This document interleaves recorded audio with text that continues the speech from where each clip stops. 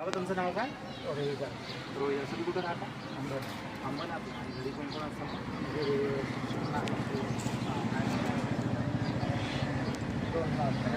अच्छा. आणि मुलगा? मुलगा काय करतो? रिक्षा चालवतो. आणि मग तुम्ही इथं का बसता?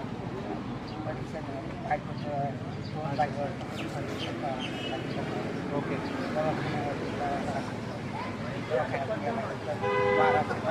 बरोबर.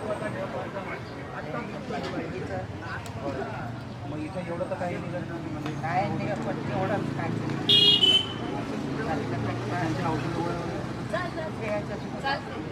अच्छा. काम करत नाही. मुलं काम करत नाही का? रिक्षा चालवतो. अच्छा. तुम्ही जे याच्यातून जे भेटेल त्याच्यातून मग औषध पाण्याचा खर्च करा.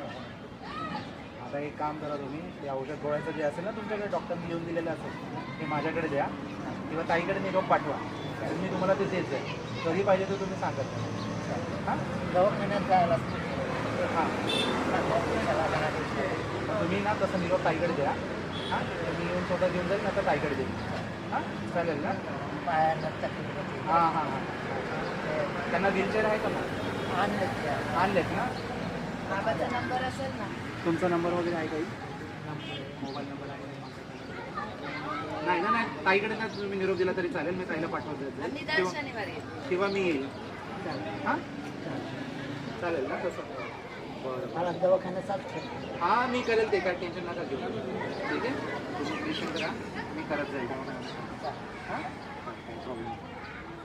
आशीर्वाद असू द्या फक्त तुमचा. अजून लोक मदत करतील. हां आणि हे माझं चॅनल आहे.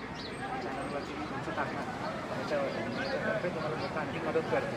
म्हणजे तुमचा काहीच खर्च नाही ना, मग काही प्रॉब्लेम नाही राहणार. त्यांचं सर्व फुलफिल होऊन जातील मेडिसिन वगैरे काय. ठीक आहे.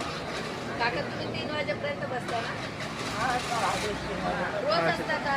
रोज असता ना? रोज असता का? रोज शनिवारी शनिवारी. ना? बरं बरं चालेल चालेल. बरं मी येत जाईल. हां हो हो बरं बरं. इथे आता काय टेन्शन नका घेऊ, गोळ्याचं टेन्शन नका घेऊ. काही लागलं तुम्हाला इव्हन काय लागलं तरी ते सांगत जातं पाहिजे. दवाखान्यालाच मला जायचं. हां बरं बरं चालेल. डॉक्टरचा आधार मला त्याच्याकडे गेलं बरं बरं.